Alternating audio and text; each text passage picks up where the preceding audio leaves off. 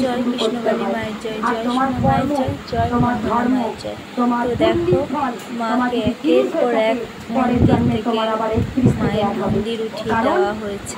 তবুও দেখো কৃষ্ণকালী মায়ের মন্দিরে হাজার হাজার মায়ের ভক্তের ভিড়, মায়ের মহিমায় আর ভক্তদের উপর কীভাবে অত্যাচার করা হয়েছে। সত্যি এক শ্রেণীর মানুষ এখনো এক শ্রেণীর মানুষকে মানুষ পাবে না, তারা নির্বিঘ্নে অত্যাচার করে যায়। আর সেই এক শ্রেণীর মানুষ অত্যাচারিত এটা হয়েই চলেছে যেন। মায়ের মন্দির বন্ধ করে দেওয়ার পারেনি কৃষ্ণকালী মাকে আটকে রাখতে। মা নিজের মহিমায় নিজের কৃপায় আজ দেখো হাজার ভক্তের মাঝে মা আছে। মাকে কেউ দাবিয়ে রাখতে পারেনি। মা যে দয়াময়ী, করুণাময়, কৃপাময়ী, মাকে কেউ দাবিয়ে রাখবে কেউ না। আর ভক্তের উপর অত্যাচার করেও মাকে আটকাতে পারেনি মাকে নিয়ে যায়, কেননা মা উপবাস আছে, মায়ের পুজো হচ্ছে না। সেই আচার্যতে নিয়ে যাওয়ার পর সেখানেও কিন্তু প্ল্যানিং চক্র করতেছে, চক্রকার চলিয়ে থাকে। মায়ের পিছু ছাড়ছে না, মায়ের মন্দির হতে দেবে না। আর কৃষ্ণকালী মা অঙ্কুর হয়ে গজাচ্ছে আর ছেটে দিচ্ছে। ওখানে যখন হেঁচাইতে ছিলাম তখন এক মৃত ব্যক্তিকে নিয়ে এসে তারা একটা চক্রান্ত করে আমাদের সমস্ত সবাইকে মারধর করে মায়ের দরজা বন্ধ করে দেয়। তাই সবাই আমাকে দেখে শেখে, সবাই আমাকে দেখে শিখেছে যে মঙ্গলা মা কতটা স্ট্রাগল করতে পারে, মা কতটা ধৈর্য করতে পারে। তাই আজকে একটা কথা বলি শোনো। যেখানে বাবা বাবা তুমি একটু ওইখানে যাও, ওইখানে দাঁড়াও, তুমি ওইখানে দাঁড়াও।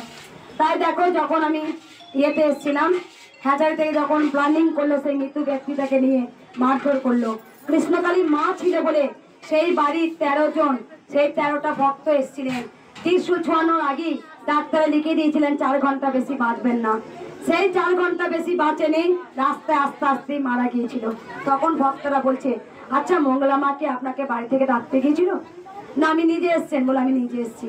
যখন সার্টিফিকেট সমস্ত, তখনই চক্রান্ত চলেছিল যে আমাদের পুরো ধরে নিয়ে যাবে। তা সেই 13 জন সাক্ষী দিচ্ছেন মঙ্গলা মায়ের কোনো দোষ নেই। যেখানে আমরা নিজে থেকে এসেছিলাম, যদি তার কপালে মৃত্যু থাকে তা অবশ্যই হয়েছে। আমরাও তো বৃন্দাবনে যাই, অনেকে বৃন্দাবন যেতে যেতে মারা যায়, অনেকে কৈলাসে যেতে যেতে মারা যায়, অনেকে তারাপীঠ যেতে যেতে মারা যান, তীর্থস্থান যেতে যেতে মারা যায়। মৃত্যুটা ভগবান লিখে দিয়েছেন, কার কখন মৃত্যু হবে ভগবান সেই টাইমে নেবেন। তাই সেখানে যখন দেয়, আজকে যখন এই জায়গাটা যখন পায়ের পায়, তখন কি যুদ্ধ, কি লড়াই, সেখানে মাকে এখানে এনেছিলাম। কিন্তু আজ দেখো যা হয় তা ভালোর জন্য হয়, যা হবে তা ভালোর জন্যই হবে। তাই আমার একটু দুঃখ হয়।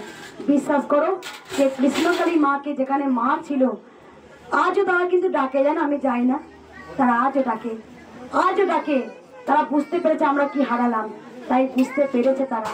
তাই আমি না, যেখান থেকে মাকে পার করে দিয়েছে আমার ভিডিওটা দেখলে বন্ধুরা ভালো লাগলে লাইক করো, কমেন্ট করো, শেয়ার করো আর আমার চ্যানেলের পাশে থেকো। আর সবাই বলো জয় কৃষ্ণকালী মায়ের।